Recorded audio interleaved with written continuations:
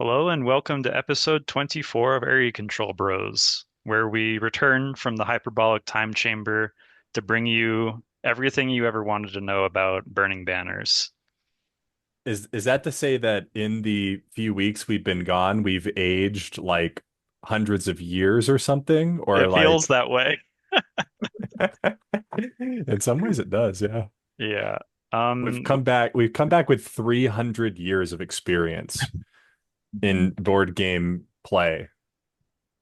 yeah, that does feel that way. Anyway, yeah, so we're talking about burning banners today, of course, which was what we promised we'd do at the end of the last podcast a while back. And we're also going to talk about Iliad today, which came in and we've gotten into plays of that. We'd like to talk about that as well. That's But right. first, it must be burning banners. It must, it must. So this game was released to a good amount of hype. It was crowdfunded. It's a it was I don't remember exactly when it delivered, but probably like 2 months ago approximately. If I had to guess, maybe a little bit before, since I had to find a copy after it was delivered to somebody who didn't want it and sold it. But and this point it's gone from retail. But this is basically a very, very war game-ish fantasy game. And I suppose the thing that makes it stand out is that most war games are like simulations of the Battle of Stalingrad or like the campaign for North Africa or, in some cases, pre-industrial revolution warfare. And in this case, we've got fantasy warfare. So it's a bit more very different theme, which I think is for a lot of people that aren't maybe, huge war history buffs, this is more appealing because you can kind of dive in and be like, hey, like it's the dwarves, it's the orcs, it's the Vikings, and you kind of just get it. Yeah. You don't need to know the geopolitical history of the region to sort of understand what's going on here. Although bringing up geopolitics, I think we should bring up that Christopher Moeller, excuse me if I'm mispronouncing his name. This is a one-man project, basically, except of course for all the playtesting. But he wrote up this massive amount of lore for this game and did all the art and all the design. And this was his big thing he always wanted to do.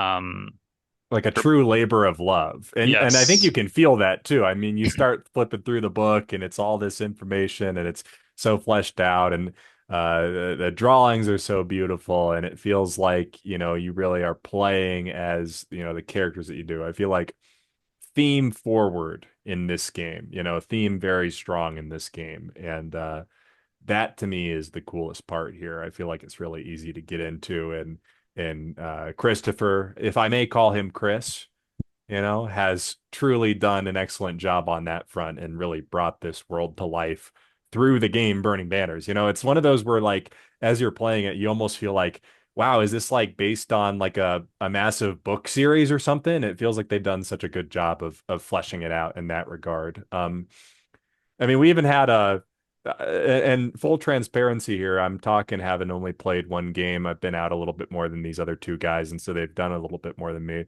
But in the game we played during some of the setup, um, which by the way, kind of playing into that larger storyline, when you set up for the game, you're actually setting up for one of the historical battles that Chris, I'm going to call him, has sort of envisioned for this whole world. And then you're sort of playing out that battle and sort of rewriting the story a little bit, which is so cool. But there was a moment during the setup where like we're being told to sort of allow Ben to spawn in on a particular lake, and it gave the name of the lake. Um, but the name was actually on a different part of the map that connects to the board that we had. And it's right, like he's so invested in the world and wants you to be so invested that there are some things like that where it's like, you know, I don't know. To me, that was more indicative of not there being some sort of design flaw, but of it being like, this is the whole world. This is how this guy thinks. When he's writing the rule book, he's like, oh, yeah, you spawn on that lake, and gives you the name, even if the name might not be on the board that you're playing on. Uh, I don't know if that makes sense. To me, it was sort of indicative of this labor You of spawn on love. that lake because it's downriver from the capital that they would be sailing from because that's where their shipyards are. Like Right. it's cohesive in Yeah. the world And you being of the should know thing. the name of the lake because you just came from that other battle that had the lake or Yeah, whatever, you yeah, know. yeah. Like it is interesting because I think certainly for somebody coming from playing more modern board games, it's like, okay, pick your color faction. I'm red, you're yellow, you're blue. And we're just all going to start on these equidistant parts of the maps that have been balanced. And there's no real story behind our confrontation. We're just playing a board game, which is typical for like the Matago games, for instance. Like you play Kemet or Inish or Cyclades. Like there's not really like a story behind your colored faction being there beyond like the overall theme of it being like we're having an ancient Egyptian battle. But in this case, it is different as Blake said, because it's like every scenario that you set up in is like its own thing, which is Right. going to be there's going to be a little bit of shell shock there for somebody who's not played Yeah. like an old school war game. The only sort of other modern game I can think of that does this is the Game of Thrones board game. But that's Mm, not like multiple scenarios. It's sort of like, okay, well, if your faction, you start in that faction's territory, yeah. and then I think there is a little bit of shifting around depending on player count of exactly, what borders you have your armies on or what have you. But yeah, Mhm. there is a bit more of a like, this is how you're going to set up, that is what this battle starts as. Take it or leave it on that, whether you like that idea or not. If you haven't done something like it, it's pretty interesting. Yeah, I think the world building is definitely the strongest part of the game. I I think we played a couple different scenarios, me and Will, and I think we played pretty much all of the factions that exist. We And did, I yeah. like all of their looks, and I like all of their like, the kind of theming and stuff. And it's very there is a lot of cool thematic stuff going on. And you know, I think a little bit of foreshadowing. I think we're going to be a little bit critical of the game, but I do want to say that, um, a little bit like in Ratatouille, there's like the part at the end where he's talking about how like, any piece of like food, anything that somebody cooks is better than like my criticism designating it as like not good, and I feel that a lot where I'm also like a bit of I'm trying to develop my own board game. I'm trying to develop some games. And it's pretty impressive that this was made by one guy pretty solely, and you can see the amount of love that was put into it. And it's like, you know, like I do want to say it's like it's cool that he's doing the thing, like that's that's Yeah. commendable. Like, you do it and put out the thing, and that's awesome. Yeah. And it's like Um, a real success story in that as well, right? I mean, so many yeah. people seem to love this. It's well rated. It's got this huge following all of a sudden, so many people want to buy this game. So I agree. So cool that he's been able to do this, right? Interesting side note, he's drawn 271 cards for Magic. Oh, no kidding. He's a Really? prolific MTG artist. I'm gonna look up some of the cards that he's drawn just Yeah, for my just own you can reference. just Google Scryfall and then his name and it'll come up with the cards. The art style is a bit different in the olden days. The art that he has done for Burning Banners is more comic bookish. I guess if I Hmm. describe it, looks more like a graphic novel. It's not really the old like late 90s, early 2000s like kind of dark fantasy look of MTG that you'd see in his older art. I like both. I mean, I think he's obviously a good artist. That's not really up for, I guess it is up for debate if you want to be highly subjective, but I mean, obviously he's talented and skilled. I will say also that I love the maps for this game. Mm. Um, this is kind of a pro and a con, but the ability to link up maps to create this huge world that we were just talking about have been built in this game is so cool. But I'm going to come right out and say that this game is really long. And so, like, the ability to create a situation where the game will be longer may not be desirable for your play group. It's just cool that it's there and that, as Blake was saying, like, it's been the way all these things interlink has been thought through quite thoroughly. Um, but anyway, now that we've finished gushing about the art and the world building. Let's talk about what the game is about. Yeah, I think most of the mechanics are encourage a play a style of play that is typically clog the board with as much stuff as you can. Right. I think most of the strategy is like if you can pump out a bunch of chaff, and you can fill the board as much as possible, it's probably you should do that. I think there's maybe some like other strategy, but at least in the basic game, that is most of what happens. Like stopping somebody from being able to produce stuff is pretty easy, and you probably should do it as much as you can. Movement on most parts of the map. There are exceptions, like in the very water-based map and that kind of thing. And there are some locations that are geographically very easily defensible, due to being next to a river or surrounded by mountains, and so you have to spend a lot of movement to get there. Uh, but in many cases, movement in this game is quite trivial in the sense that, as Ben said, it is not difficult to at least get adjacent to somewhere. And once you're adjacent to any place that an opponent could build out of, unless it's a port, you may blockade it just by having a guy next to it, which is so easy. And honestly, it's not that hard to have two guys next to a port either, unless the location is quite specific. And so it's really easy to shut down somebody's ability to build in a way that is a little bit weird.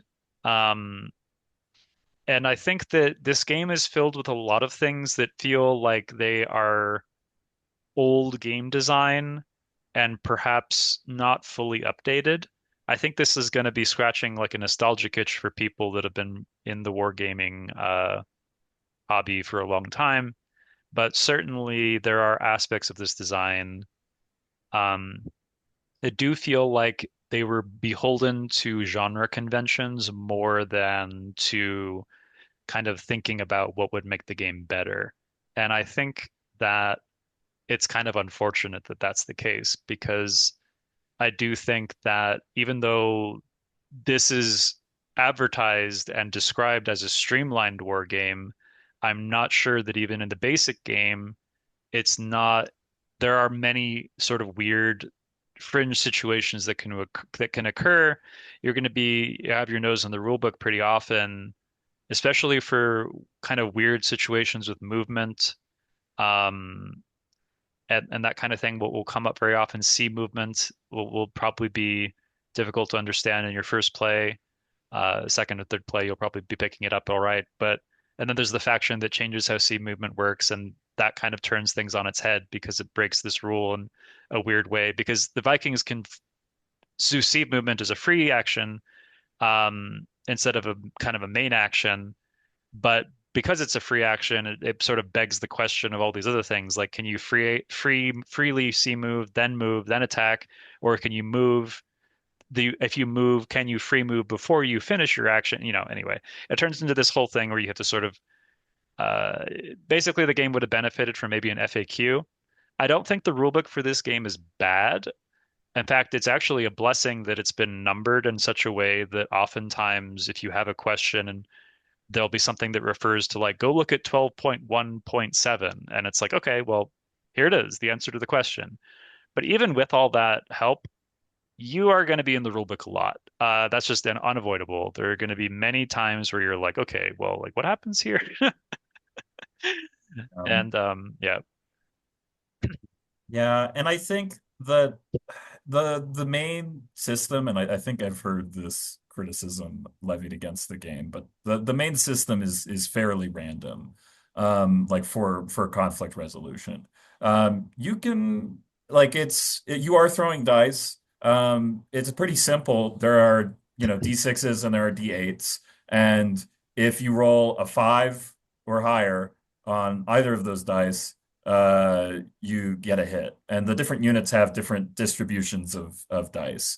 But the other, I don't really love how that interacts with the other system, which is if you like the hits canceling hits, which is if you both generate the same amount of hits, you just bounce unless one of you is an archer, and then that person gets a hit.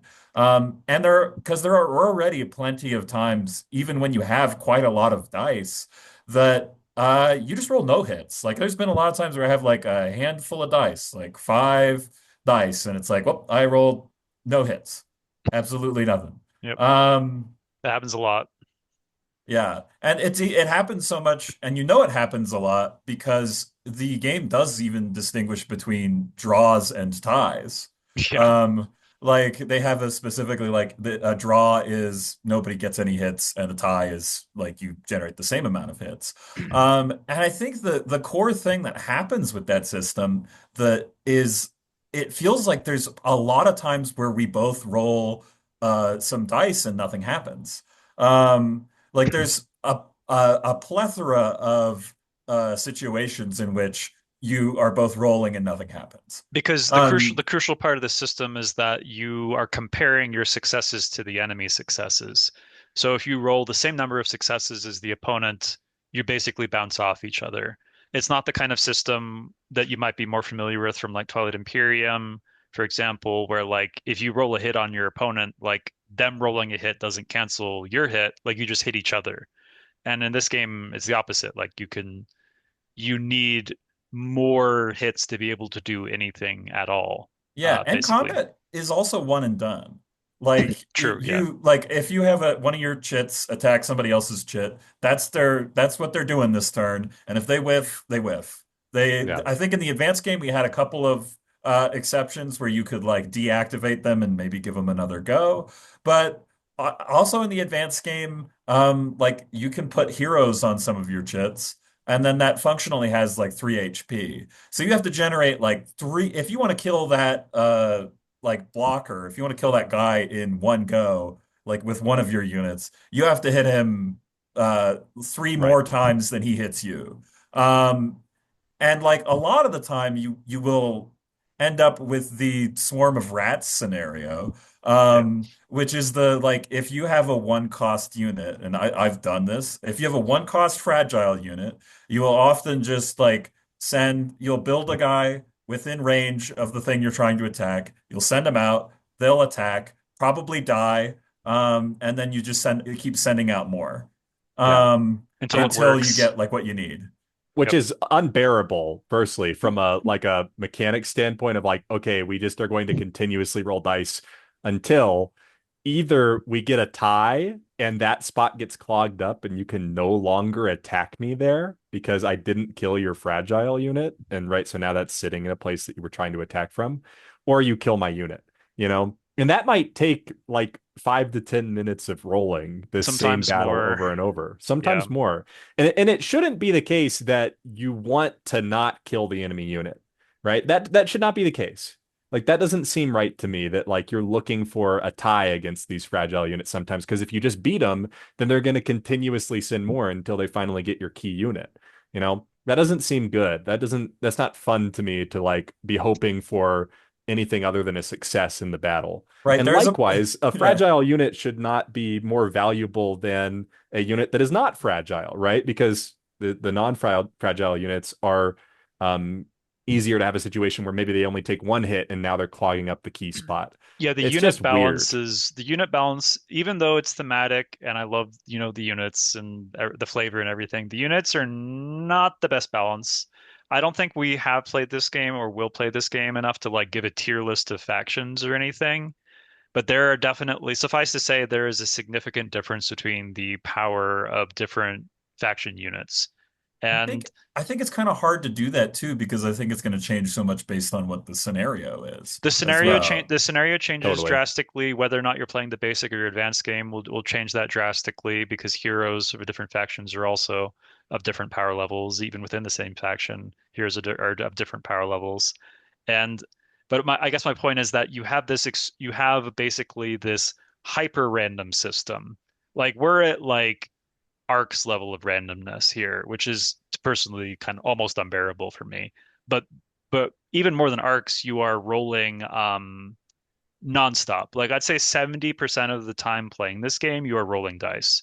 And the game takes a while, so like you're rolling dice for hours when you play this game. I mean, seriously, like if you just kind of Right. continuously view the amount of time you're rolling dice all the time.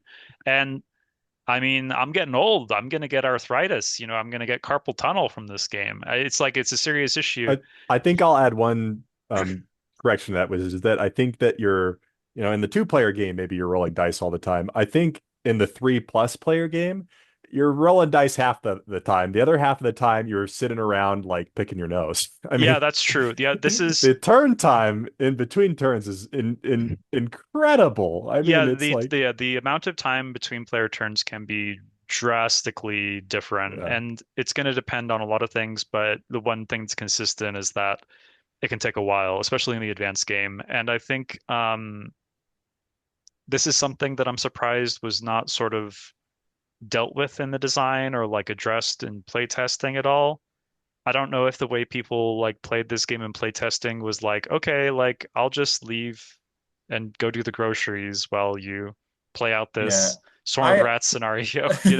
I've played some war games before. I mean, I've played Warhammer, which is the tabletop miniature one.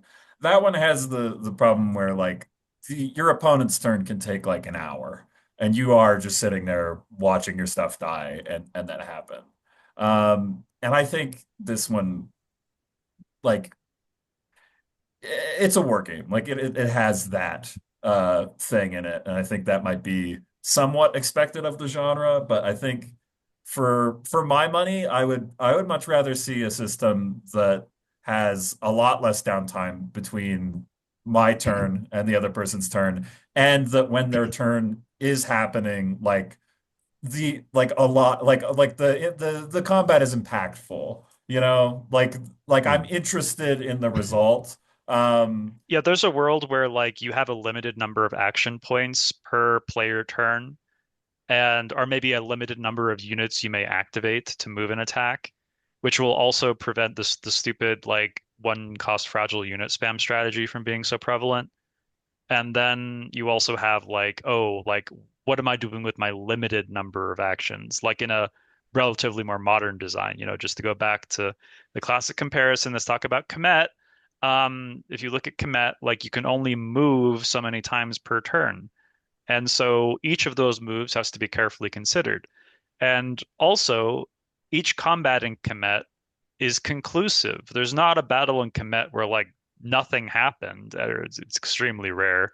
And so that's another issue, which is that I think making it so that there are fewer sort of player actions taken by a player during their turn to reduce this crazy downtime, combining with the fact that battles must be more conclusive and more stuff has to die or, something. And we discussed the possibility of a house rule, which was changing the dice system to the Clash of Cultures dice system, which if the viewers or listeners not familiar, you basically you roll these dice and then you divide by five, and that's the number of hits you have. In this game, because the I think system importantly, rounding down as well. rounding down, yes. So like if you rolled a four, if you have a total of four, adding all the numbers across all your dice, you will have zero hits. But in this game, for instance, if you're rolling, let's just say you roll six dice, and you're like, wow, like surely one of these has to be a five or higher, especially if you have D8s in the mix. And you roll all fours. In this current, like in the official version of the game, you do nothing, and maybe your attacking army just dies because the other person, wasn't unlucky. Um, but in the house rule version of the game, you would be generating hits because like you're looking at adding up the value of all those dice and dividing by five. However, I think it's one of those things where the system it causes other problems in the system, and it makes ambushing a lot better than it already is, and ambush is already quite strong. And so it's one of those things where it may not be fixable with a house rule like that, even though I think the game needed something like that to prevent these stalled out situations. Yeah. Yeah, I like again, most of it comes to like trying to force your opponent. Like I feel like a lot of the strategies forcing your opponent to roll as much dice as possible. Like it's like we were trying to take out the big tower. That was me and Blake's goal in the game that we were playing. And I think the most effective strategy for Will was to like, okay, I'm gonna enslave your siege engines. I'm gonna clog up the board with these units Right. that are durable and have heroes on them. So I have some cards that I can play to prevent you from even being Yeah. able to get close to the tower. Yeah, And then two cards played early on to completely stop attacks that were like large, like setup, planned. That's my whole turn trying to make this attack happen. Everything else went to plan, and then single card, you're done. And it's like maybe those cards make sense in other scenarios, but in this particular scenario, it's a very feels we bad moment. we had to house rule because we were like, I'm pretty sure we can't just do this thing that we're thinking about doing, which was like there was a card that was like this force a unit to move or take a hit. Yeah. And like our entire goal was take this tower. And it was furnished with a unit that Will did not have control over, that is like a monster and it is thematic, but it's fragile, which is a terrible defender unless you can get like a hero on them and give them more HP. And like if we were like, this feels completely unfun if we play this card, partly because the guy was not allowed to move through the Right. like He'd be the forced to setup of take the a hit. game. And it wasn't like a strike card that's not allowed to target these fortified settlements. I believe the card was called Fear or something like Yep, that. it was Sphere. Yeah. But yeah, the card in the way that it was written would totally just one hit this guy. And I had to be like, I think this works. Here, you guys read it. Tell me if this works. I'm not doing it. I'm discarding it because screw that. Like we were here to play a game, not to, you know, Right. And have that to deal with maybe the bad semantics. and there might be some part of the rules that has like a specific section that says like this monster cannot be affected But by this this is card or yeah, like, so you so know, so I think that's what we have to talk about. So most of what we've talked about so far has to do with the basic game, because the basic game is basically you're building, you're moving, you're attacking. That's the whole game. There is nothing more to the basic game. That is all you're doing. And it's gonna And be a that bunch of like, what did the dice do?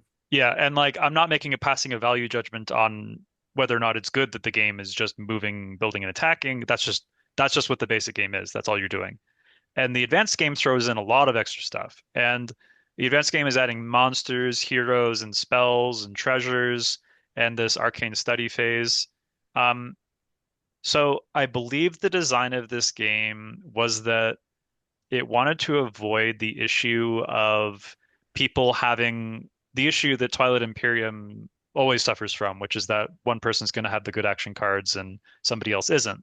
And the way this game tries to solve it is it increases the churn, both literally because it is a game mechanic, but figuratively by kind of in the Andromeda's Edge way, where it's just like, let's just give all the players a ton of cards. Like you can be discarding cards at the end of every player's turn and drawing up the hand size, which is three, which may not sound like a lot, but you can be casting a lot of these spells kind of at instant speed, like on an opponent's Yeah. turn. And because of that, let's just say in a three-player game, you have a hand size of three. You might be casting like nine spells at minimum, like in that kind of turn cycle, regardless of whether it is your turn or not. And so you are the player, every player at the table is kind of getting through this deck, seeing everything in the deck. And so that is like a fine game design idea. However, the timing of casting spells and the niche situations that occur from all these spells and sort of like rules questions that will crop up, like what we were just talking about, will happen with these spells that will slow down the game. And also like some of the spells are just feels bad, as Blake said, where it's sort of like, well, like I just canceled this pivotal attack. It's like, Grond is at the gates of Minas Tirith. They're swinging it back and chanting Grond. And, like Gandalf is at the ramparts, like, to your stations or whatever. And then it's just like, no, actually, just cancel this and we'll be back in 30 minutes. Right. It's just like, Yeah, yeah, literally Gandalf 30 minutes turns the because earth I to am going to mud. take a Yeah. 30-minute turn subsequent to that, right? Like, Yeah. yeah, like the orcs that were like pushing like Grond were like, no, this is our union mandated break right now. So like we'll be back, but just like yeah, everybody, this huge army behind you guys just gotta chill. Like we're taking a break here. And so it's really anticlimactic when something like that happens. In some games, like a spell that can just like cancel a combat, is not a huge deal. Like, Dwellings and Andromeda's Edge both have those in those games, and those games combats aren't usually as important. In this game, especially with siege engines and like certain units being much stronger than others, it could be backbreaking. And it's not like there's a huge amount of counter magic in the deck to prevent this from happening. And in general, the spells are quite swingy. And so like the base game is basically super, super, super random. You can have strategy, but you basically can't have tactics because their tactics are going to be determined entirely by dice results. And that is, as I said, very, very, very, very random. And in the events game, once again, you can have strategy, but your tactics are going to be determined mostly by what cards do I have in hand. And then even when you play them, if it's just the cards that are giving you more dice at the end of the day, it's still going to be beholden to randomness. Because, like, are you performing a strike? That's random. Are you performing an ambush? That's random. Are you performing an attack? That's random. Are you casting a spell that like targets something far away? That's random. There are very few things that are not random. Like, I mean, the only things that aren't are basically things that can like teleport your units around, because in that case, you're choosing where you're teleporting from and to at least. But at the end of the day, it's like, man, like I just take a break from rolling dice, Right. Yeah. for a minute here. I don't even know if I necessarily like the card play. I mean, like there's a lot of times in which it was kind of just like, okay, I'm about to do something that like cool, and then it was like, no. Like that was Yeah, some of the interaction that I had. Like, I was like, okay, well, I'm gonna move this caster over here, and I had like three spells I was planning on casting, and then like the casted the first one, I rolled some dice, the dice didn't do anything, and then Will pulls out a card that goes, oh, we'll kill that guy. He's dead now. And I was like, okay. Like I remember like I had like and it was like, okay, well now I don't have any money. Like I can't cast these spells anymore now. And like I had to just like take a pause to be like, well, what can I even do now? And there's kind of a weird thing that happens sometimes in this game with the money, which is like you can kind of keep refueling the tank in the advanced game and sometimes in the basic game too. Because like when you take a settlement, you can get some more money. If the settlement isn't besieged, you can immediately build units out of it. So you can like have these turns where this like a chain of things has to go right. And like you can get like just your turn could just be at a dead stop if like one of these goes wrong. Right. like Um, it's like I'm Back gonna to the take drawing this. board. Like I yeah. can take this town, and once I take this town, which I have like a statistically 85% chance of rolling enough successes to defeat like the garrison that does not even have a unit there. Once I have that, I can build out of it. Then from there, I can go here, and then it's like, oh, I just rolled all misses at the beginning of all the stuff I wanted to do. Well, I Yeah. guess I It's just like don't do anything, you know? yeah, like I don't know. It's like there's a lot of feeling of this game that's like driving like a really old car, which is like sometimes you get to the stoplight and you're like, I want to go, and it just stalls out. And you're like, oh crap, like I'm just like, you're trying to like turn the engine. Like there's a lot of Right. times in which I'm just desperately looking for like, okay, can I kill a monster maybe? And then that'll give me some money, and then I can build this unit that might be able to do something. And then if that goes well, like a lot of the times you're kind of just like trying to put together the plan, and most of the time it's you're beholden to just like, well, I hope he doesn't have the card that says that I can't do this, or like I hope the random monster that I draw is like defeatable. Yeah, that's another Um random thing is the Oh, the monsters are coming in. The monster. monsters are random too. Yeah. That whole system, like honestly, I don't use this word very much. The monster system in this game is cringe. I don't like it. Like the fact that they're all hidden, and then when you do flip them over, like they might just be like way fucking hard, and some of them can like get like insta killed by a rat because they don't have the ability to They don't have ambush. ambush, and then others that do have the ambush are gonna get insta killed by like you know some freaking like small unit that can take one hit on them that that that does have ambush. I mean, I don't know. It's just like Well, there are more issues than just whether or not like the unit can be ambushed or not. The big issue for me is that there is a huge difference between killing a monster and getting a gold and killing a monster and getting 7 gold. yes. Like that can be like, oh, I got 7 gold Yeah. from just winning this random Or combat. flipping a 7 gold monster, not killing it, and now your And opponent has an extra unit that they get to use, you know. In like yeah, some weird scenarios, not it's like yeah, Yeah. it can And it's gonna cause get you in the these. rule It's book. very yeah. swingy. It's very, very, very swingy. What can happen Yeah. with the monsters? Yeah, My point was more that the ambush mechanic does not work very well with the monsters because they've put it on half of them to try to get around the fact that ambush is too strong against monsters. Because if a monster doesn't have ambush, you go, you can ambush it, you get to roll before the monster. If you get your one hit, you kill it. It doesn't matter if it has, a 7 gold reward and has, 4 dice or whatever. If it doesn't have ambush, you can attack before it and kill it right away. So that they put ambush on all these monsters, but then that means the monster's going to attack you first. So if you have a guy with 2 health, which a lot of your units will, they'll take the 1 damage and then swing back at it, right? So putting the ambush on the monster isn't a good solution, but not having it on is also makes ambush too good against them. That's Yeah. my yeah, point. I don't yeah. like the crits either. Like there's the D8s get the crits, and then like you get to roll a D6 that rarely also generates another hit. Because it's on fives, and there's no Right. way to modify the dice. I think we looked at all the spells. There's no way to get like you roll better.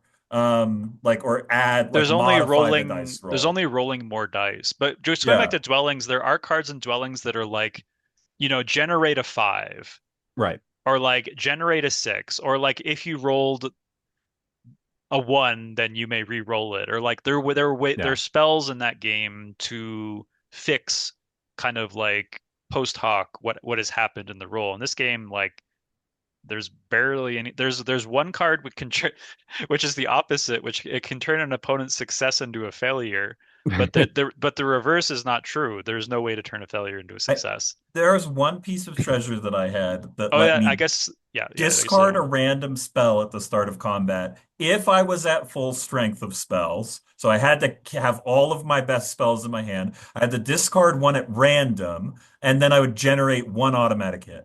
Yeah. Okay, so That was like, there And when was you that used it, one. you discarded your best spell that you needed for that combat. yes. It's brutal. Oh man. Yeah. So not only are the spells like wild and they're very spell slingy and it's hard to predict what anybody will have, they also haven't even put in the spells that would make sense for this type of combat system, right? Yes, I think that's the big issue. Yeah, I mean, a lot of the spells are just like another way to roll dice. Like a lot of them are strikes, like very A lot of specific them are strikes. strikes. A lot of them. Um, and it's like, oh yeah, if they're in a mountain, then hit them with a strike. If they're next to a forest or in a forest, hit them with a strike. If they're next to a sea tile, hit them with this Yeah, get strike. him with the crack and attack him. Yeah.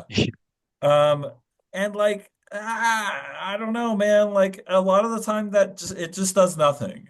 Like a Yeah. lot of the times you play it, does nothing, and you kind of move on. Like it really is, you're just like throwing stuff at the wall and seeing what sticks most of the time It is feels this like game. everybody has played a Magic draft and has put together bad red blue decks.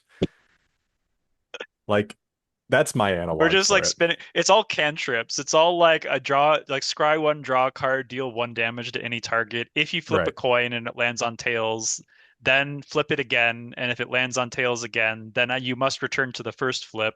And it's got some like convoluted sequence you have to go through to do anything. Yeah. Yeah.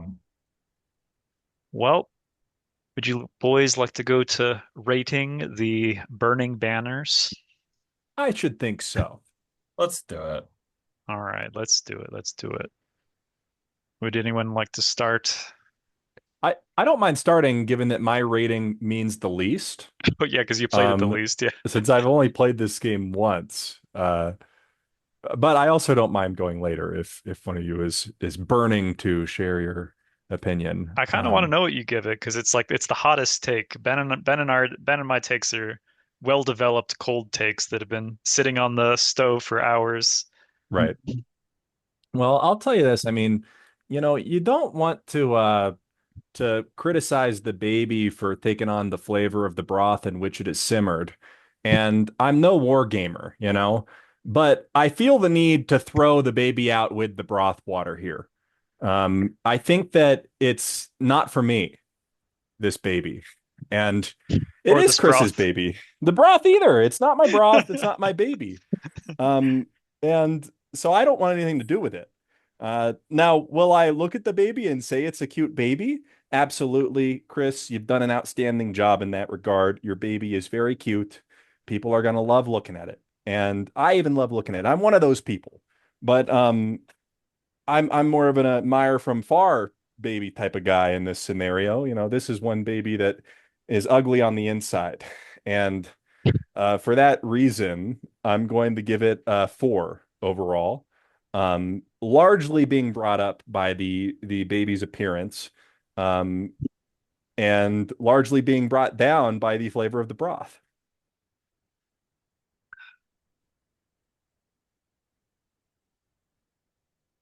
Oh, here Ben has frozen. Oh, I'm back. Oh yeah, dang. He was just frozen with his winning grin. Perfect Yeah. timing. Well, I guess I can hop in right as it's saying my internet connection is unstable. So we'll see how that goes. All right, best of luck. Um, Yeah, I mean, I don't know if I'd put it so colorfully as Blake has, but I have similar feelings on the game. I've stewed more with the baby. I've seen the baby in its most basic form and in the advanced form, and we've thought about what can be done with such a baby, if anything would help. Um, and I am of the persuasion that I think that.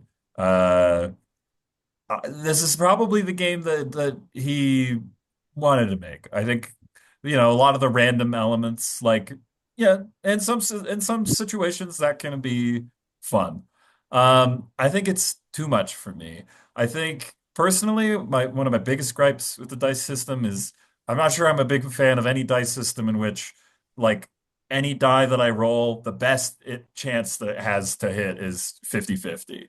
Um, it becomes a lot to deal with, and like, yeah, I don't know.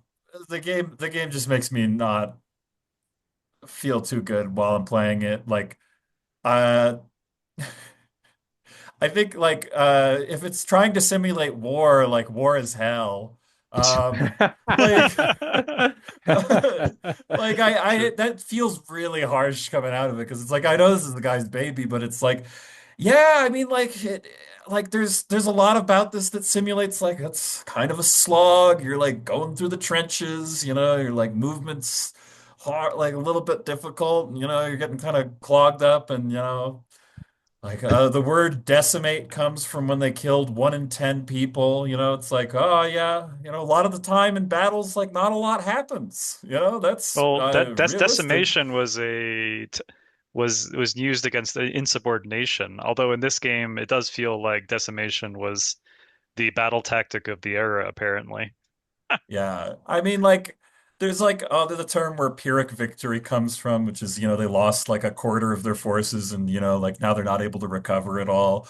Like, I don't know, there's some of the stuff that I'm thinking there, but I'll just go to the number rating. I think I might even this is a 3. I'm sorry to say it. I think most of that is propped up by the art, the beautiful art. If I was judging it as a piece of art alone and how exciting it is to, like it like makes me want to play, like it looked really cool and it made me want to excited to play, I'd give it like a 9 or a 10. Um, I would agree for the art. Yeah. yeah, like there's a lot that, like you look in and you're like, hey, I guess this is the flip side of don't judge a book by its cover, like in terms of how you usually use Hmm. that term. You have to judge this book by its broth. That's right. Yeah. Yeah, I mean, I'm kind of in the same boat here. It physically pains me to say this, but I would probably rather play Arcs than this, which is about the worst possible thing I could say about a game. I Um, actually agree. and Yeah, me too. I've thought that's about it. I'm feeling a little bit sick saying that, but at the same time, it it is true. And part of that is that I'm only going to be suffering in arcs for like 2.5, 3 hours. Yeah, It'll that's be fair. over sooner. Um, I'm giving this the 4 as well. I don't think I've given, what's the lowest score I've given? The lowest score I've given last year was a 4.5 to Galactic Renaissance. I think I have to go lower than Galactic Renaissance in this and yeah, give it a Yeah. 4. I think I would rather not even answer the question of whether I would rather play this or Galactic Renaissance, but again, Galactic Renaissance would be over sooner, so that is a relevant concern. I think it has been said eloquently, this is a beautiful game, and so it really hurts. I think it's important to put in perspective with these ratings we're giving it that all of us came into this very excited to try it, very excited to learn it and master it and like sort of dig deep on it. And so no one is more disappointed by it than us having come into it with such high hopes. Yeah. And in that way, it is a little similar to Galactic Renaissance because with that one, we all came in with very high expectations, being huge fans of Inish, and of course, it was massively disappointing. Similar case here. Um, very different problems. I think the problem with this game is fundamental. It needs an entirely new combat resolution system in order to be, and probably an entirely new action system that lowers the amount of downtime between player turns. And I imagine it only gets worse at higher player counts as I well. cannot imagine playing this with six It people. was six Oh people. yeah. This is I longer than Twilight Imperium. I mean, it's like, and that's not an exaggeration. It's like it really can be that long a game. And so, and I think you'd feel the length more as yes, well. but I mean, part of it is in Twilight Imperium, you're doing a thing in passing. Like in this game, it's like, okay, well, he's gonna take 50 game actions that don't concern me, and I will Right. be reading a book in the meantime. You know, Yeah. that feels like it's a big miss for me. Um, Theme is on point, the history is on point, the art is on point, and so yeah, it does hurt to say this, but yeah, this game really needed more game design in the game.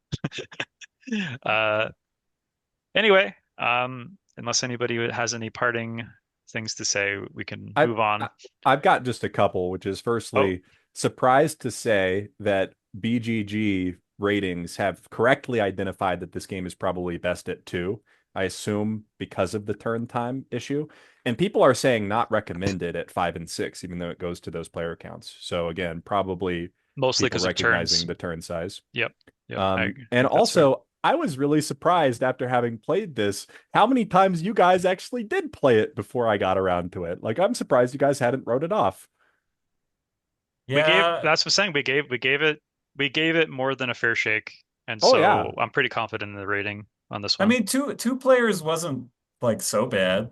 Like I Would you do say the basic game was better than the advanced? uh yeah, I think that the advanced adds a lot of BS that doesn't really like change much of the core of the game. I think the advanced adds a lot of like I'm gonna cast a spell and you're gonna cast a spell and probably is gonna cancel And yeah, out it's or like like yeah, it's debatable how much the advanced game is actually adding beyond just more game time.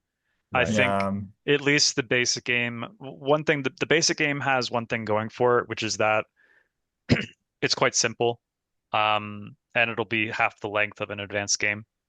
yeah. And both of those can be seen as positives in this case, I I think. I think with the basic game, it probably goes up a point for me. I'd probably go to a I agree. 4. Yeah, Probably. Yeah, basic game maybe. two player is like I think you can do it. Like I think it it it works, and also maybe there's just more like some of those scenarios might have been baked more. I don't know. I genuinely think that the advanced, like the basic game for like the scenario that we played, I think that Will's faction just would have been absolutely boned.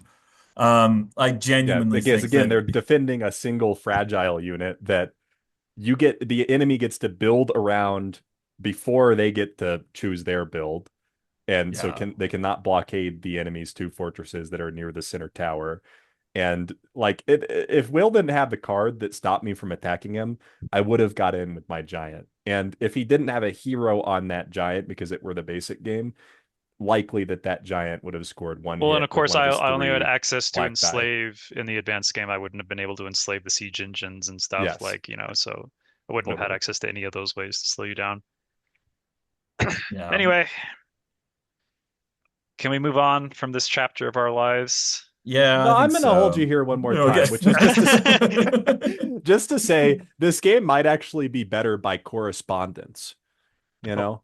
You mean like But like taking a a chess turn, game? like a Yes. get playing by mail? Yeah, that Yeah, sounds. yeah. Like if you were playing this with your wife or something, and like every other day you went into the game room and like saw what they had done, you know, It would like have to be it would But you have to be can't. the But basic I game, was gonna yeah. say, but it can't be the advanced game then, because otherwise they'd be able to play yeah, it can't spells. be the advanced game. It Yeah, can't. And Yeah. you just roll for them or something. I don't know. yeah, That's a yeah. stupid idea, but anyways, yes, we can move on.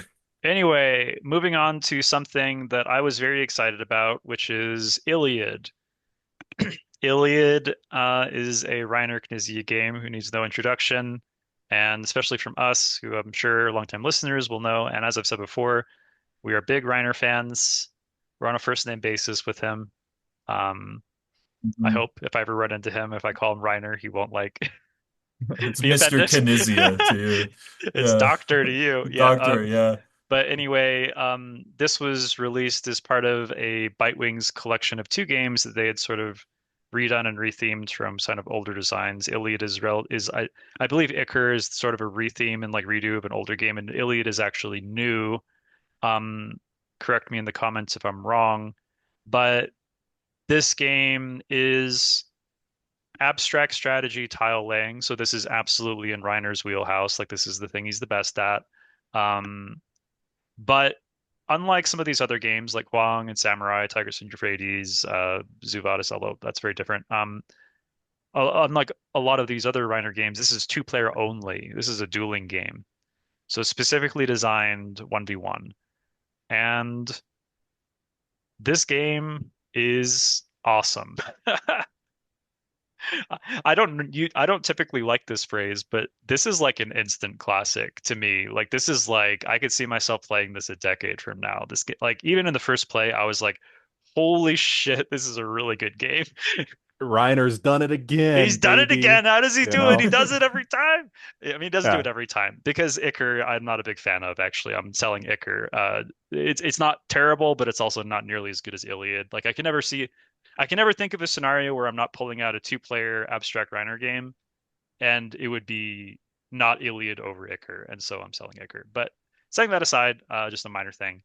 This game is very, very interesting, and the randomized setup is really going to change the way the game plays out significantly enough that you could play games back to back and it'll feel like a different game.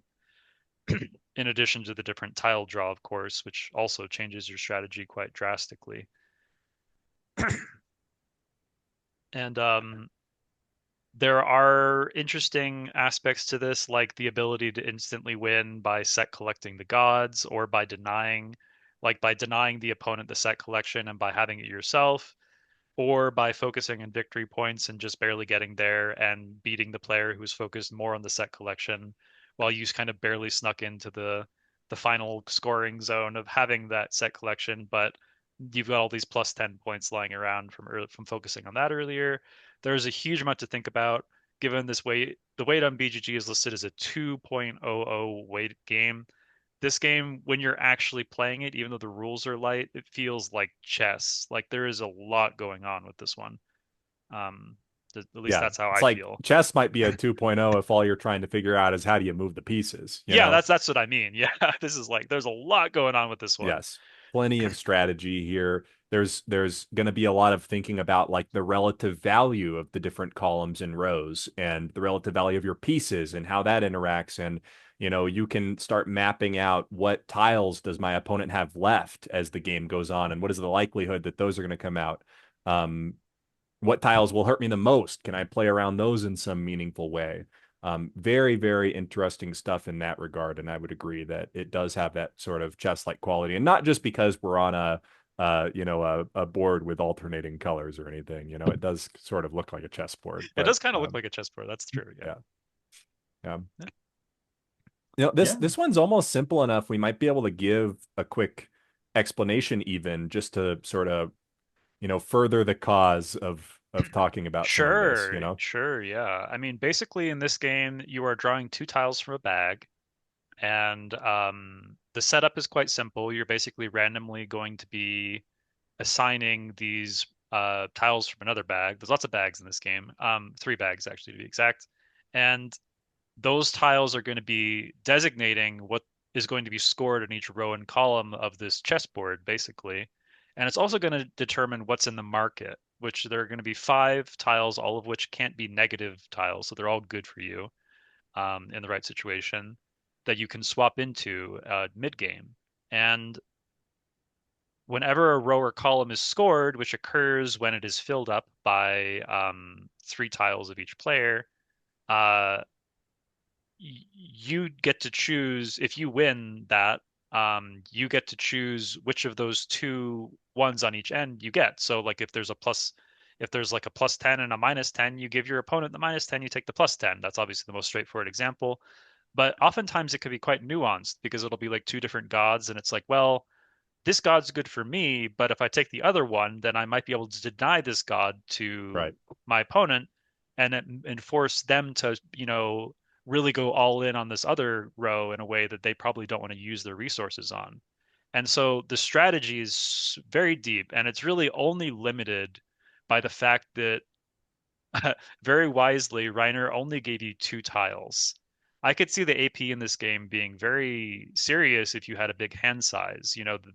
Even the possibilities with even just 2 tiles can be significant. And so by limiting you to this tiny 2 hand size, even though there will be like, 20 different things you could probably do on your turn with even just those 2 tiles, maybe more sometimes if it's like a tile that can like move other tiles. Um, you're still limiting the decision space to the extent that it'll be greasing the wheels of the game a little bit. Right. And then just to kind of ignite everybody's imagination, if you don't know how this game works, give you some of the skeleton of this. You're always having to play one of your tiles adjacent to an opponent's existing tile on the board. Some of the things that your tiles can do. You can move opponent's tiles to other legal placements. You can move your own tiles to other legal placements. You can switch one of your reward tiles with a reward tile from this other, From the market. Yeah, secondary yeah. little market board that has 5, and that market quickly fills up with -10s throughout the game. Yeah. So you kind of want to be able to do that early. Uh, you can turn over 2 tiles, eliminating their scoring potential. But one of the two that you turn over is the 4 that you play, and then you turn over an adjacent tile. I might need a little bit help with Uh, the the, 5 the and you 6. just the five is just a big number. Just a big number. And then there's And the then not a Dolos 6, it's the tile, Dolos. the Yes. Dolos, the spirit of trickery. And that He, one's quite interesting as it well, is because it's very, different depending on the row and column. it's kind of absorbing the numeric values that surround it in an interesting way. And they're very powerful. They're often targeted for being moved or flipped because of how impactful they can be. Um, yeah, this is such a cool game. Like Right. there's so much going on with this, and the only flaw in the design whatsoever that I can really come up with after playing it, I think 6 times now, is that the if you The early draw of the threes. the early draw of the threes can be bad. There is a rule in the game which is that if in your first draw you have two of the same tile, you put them back and like draw it fresh too. So it is impossible for you to have like a starting draw of two threes, but even just having 1 3 in your starting draw can feel a little bit weird because it's like you're not going to be able to utilize that power. You may be put into a position where you're forced to use it without swapping a scoring tile from the market, from your pool into the and the market. Yeah.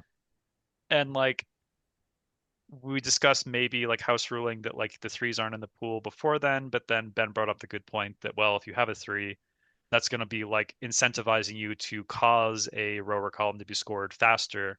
And so it's just kind of adding to sort of the how it's almost like a more variable game setup. It's like, okay, so now I got this in my hand. I have to be thinking differently. I have to think short term. How do I score a thing just to so that I have first pick from the market, get the Yeah, best thing like from you it. sometimes it's even like I'm gonna force a row I want to force a row to score even if it's one I'm gonna lose. Like and get a like I'll get a -10 or whatever because I have the 3 in hand. I'm gonna try to like play that soon so that I can get like a good tile from the market. Yeah. Mhm. Yeah. Yeah. but short of that, and given limited plays for me, but short of that, I would say, yeah, really hard to find anything to knock on this. It is truly a Reiner has done it again It is sort a of Reiner's done it situation. again moment. I mean, there's so many cool moments in this game for how simple it is. You play your one and you move the opponent's tile, and it can just be like mind blowing, like how many interesting spot spots on the board there are that you could move it to, and what would they all do? And it's interesting to see how people play this. It's interesting to have your strategy sort of evolve over time here. So very, very cool stuff. And it's an excellent production of the game. It's exactly as produced as it is kind of weight two-player game should be. It's a small box. You could probably fit it into your pockets if they were big enough pockets, especially because it's a cloth board, kind of a cloth mat playing surface, and excellent production from Bitewing Games as usual. The theme is cool. Iliad is, of course, I'm a big classics nerd, so I'm here for the Iliad theme. You might Kind need to put a book on the cloth. Yeah, yeah, just to flatten it a little bit. That's Yeah, true. it is a little folded, but yeah. It's a little folded, the one downside of the cloth mat. But yeah, I mean this one all comes together. I'd say the closest game to this, if I had to say like for people that have played a good amount of round games, I'd say the closest game to this is playing two-player Samurai. It's got a similar, they're both tile layers, of course. There's a little bit of variable setup, although the variable setup in this game is much more significantly different than the variable setup in Samurai. But it's got that similar, like early on, the decision space will feel really big, and as the game draws to sort of climax and then to the finish, that decision space is going to shrink and grow more and more tense as like the decisions become incredibly important. And that is in common with a lot of Reiner games, but I think in Samurai in particular, it has that sort of like same feeling as this game, at two or three. Certainly, if you don't have a copy of Samurai and you regularly play with your significant other or just somebody you live with, and you want to have a two-player Reiner game, this is like I think this is definitely a good substitute for Samurai. Yeah, also a good introductory game for sure. Like if you're trying to get somebody who hasn't played much board games, like this is a good one to like bust out, I think. My wife calls this the math game. The math game. That's funny. Yeah. Yep. Let me ask you guys, in your experience with this one, do you feel like a lot of the games kind of come down to, whether or not you're going to get your fifth god tile and complete your set is kind of like a pretty close to the finish line type of thing? Because to me, one thing I'm always Yeah. impressed with Reiner is that, I mean, he does kind of math out these games and they feel so polished when they come out because they have like I wouldn't expect anything less from him other than, oh yeah, you really do have to work for that, largely attainable goal of getting your set, but you do have to work for it and be conscientious about it. I don't I haven't deliberately pursued a strategy where like I'm gonna try to I think the first game I deliberately pursued a strategy of like I'm gonna deny one god. And it worked out okay, and then Will figured it out and he got the rings and like was able to win on score. But yeah, I think the last play that me and Will had it's more like it informed some decisions about whether or not like what rows were important of like are we going to be able like is he going to be able to deny me from getting like X god. The variable setup is also going to change that a lot too, because like sometimes you might end up with like all three of the one god's tiles in the market. So then like the only way that you can get those tiles is from playing like the market tiles. So you're gonna have to do that at some point. Um, yeah, I don't know. It's got some interesting stuff there. I think in the first game, Will might have even been trying to deny me like there was a possible play Will had of denying me one of the gods, but like if I hadn't played a market tile, he was going to play a market tile and then like snatch it and prevent me from like winning that way. So I think that it adds an interesting layer to think about. I don't think that I think it often comes down to score though. But you do have to think about it. Yeah, I think you put it right, Blake, in the sense that like you have to work for it. Like you're not going to end up with the set like automatically. I think it's just there to provide additional tension for like caring about certain rows and columns. It's like, oh, like I actually do need this column. I have to spend like my five or my dolos here.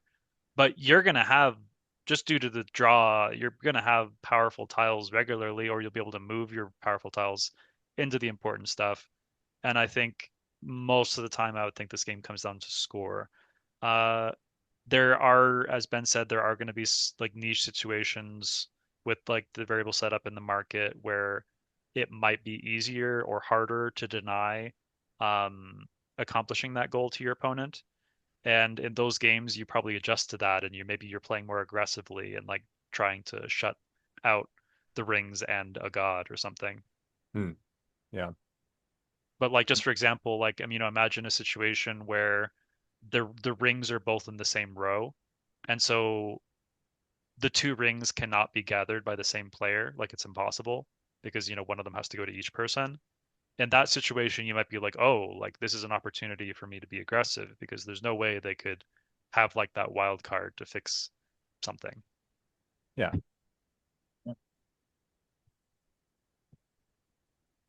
Iliad. Reiner Iliad. does it again. Anyway, yeah, I think I've pretty much said everything I want to say Yeah. about this. I'd add that for how few pieces there are, it's still a very pretty game. I think that's worth saying. Um, yeah. Yeah. Yep. I'll go first here if you guys don't mind. Yeah. I've locked my score in my brain, so Me it too. won't affect me. Actually, what did I give Samurai? Did I give Samurai a 9.3? I think I gave Samurai a 9.3. I'm giving this like a 9.29 Hmm. because I think this Mhm. game is like it's better at 2 than Samurai because it's designed for 2, but Samurai can play to 4. Um, and that's relevant for a board game sometimes. And I think the 3-player and 4-player Samurai is really cool. And this to me feels closest to Samurai in sort of its DNA. I could give them both a 9.3, just to not meme with the 9.29, but these are very similar games in terms of like how much I like them. They're both excellent. I could see me raising both of those scores to like a 9.5 over time, just playing them more. Because really, there's not really anything to complain about. They're just really damn good games, and I'm happy that I ended up uh, stumbling into like this particular one on the last day that it was on crowdfunding, and I was like, oh yeah, okay. Pick me up with Yeah. that Reiner IV drip. Yeah. I think for me, I'll go ahead and throw out the 8.5. I think I um like it's not like I don't have much of a reason other than like feeling, but I think I'm like I don't hate abstract games or anything. I think I like them pretty well, but I'm not like as into them, but it's like it's a good game. I like it a lot, you know. That's a like yeah. I think that's just for me it's that's where it's at. Yeah. Yeah, that's fair. I do happen to like abstract games, and this is one that I'm excited to play some more of, get some more time on. I haven't played very much at all thus far, but my first impressions, I'm gonna go ahead and give this one. I'm kind of between an 8.5 and a 9, and I know a sane person would say 8.75, but I don't give, anything past it. I only give 0.5s, right? So I'm gonna give it the 9. I'm gonna give it the 9 here. Um, just with that asterisk of let me give this a little bit more. If I should change my opinion on it upwards or downwards, I'll be sure to let you guys know. But for the time being, I'm gonna give it a 9. Sounds good. Yeah, I think you'll find the 9 justified with like another player too. There's a lot going on with this one. Yeah. Sometimes the honeymoon period is just like a play or 2 plays. But like I said, I've played this with my wife a few times, with Ben a few times, with Blake once, and I've like every single play has been just so much fun. Um, It's got that it's a special kind of stress mhm. in this It's game. a it's a crisp game. Yeah, Yeah. it's very well engineered, and like it gives you what you want in the time that you're playing it, and like the setup isn't like enormous. Like it's very elegant, and that's a lot of Reiner games are very elegant. That's what I Um, mean, though, is this is it gets a boost from me, kind of like the Lord of the Rings dual game, where like this feels like it's coming back to like how board games should be. No mini, no like no big bloated minis. It's not like some massive setup. It's just like, hey, we got some tiles and we got some bags and we're ready to go here. Like it doesn't feel like you need more than that to make a really interesting game. And when I see it done like this, I can't help but feel like I have to reward it a little extra. yeah. Yeah. It's not a Calyx hog either. I mean, there's plenty of Kickstarters nowadays too, right? Like you can fit Well, yeah, it fits into a collection, right? I mean, absolutely. dude, it takes up as much space as the expansion box for Huang that I haven't opened over True. Yeah, there. it's probably about the same size as the little red box. Yeah, Yeah. there. I still need to open that damn thing and put it in my Huang box, condense it down. But Yeah, that's the one that just contains like one big palace, right? I think it's just like one pagoda or something. oh no, that's the other expansion Oh, box that's for the other one. Huang. That's Oh, there's two oh, of them. sorry. My bad, my bad, my bad. Yeah, yeah. Between the two expansion boxes for Huang, I've got more expansion on that Reiner than you've got in total real estate for Iliad, you know? Well, I'm pretty excited with to see what comes from Bitewing after this. I remember there was like a triple science fiction game thing for Reiner games from Bitewing after this one. I didn't like triple back. I just backed the area control one, which, big surprise coming from me. Um, And they did but quite good on Zoo Wattis as well. and they did a great job on Zuata. So I'm excited to see, more from Bitewing and Reiner. Really, really impressed so far. Anyway, I think that's everything from my Yeah. perspective Yeah, that I want to right say. on. Episode 24 was it? Oh my Episode gosh. 24, We're yeah. getting on here. I mean, we just keep pumping them out. The people are loving them. I've yet to hear a single complaint. I mean, we're out here growing. What do we have now in terms of subscribers? About Uh 50,000 or so? oh yeah, definitely. Definitely we're in the six figures, almost seven. Yeah, don't you Well, I worry. mean, Don't check. if you were here, one of the first 10K, then I just want to, I mean, thank you to all of you, obviously, but especially to that crowd that got us started and have kind of launched this. Because, pretty soon this will probably be a full-time thing for a lot of us. Oh yeah, I can retire off Oh of yeah. the royalties off of Area Control Bros.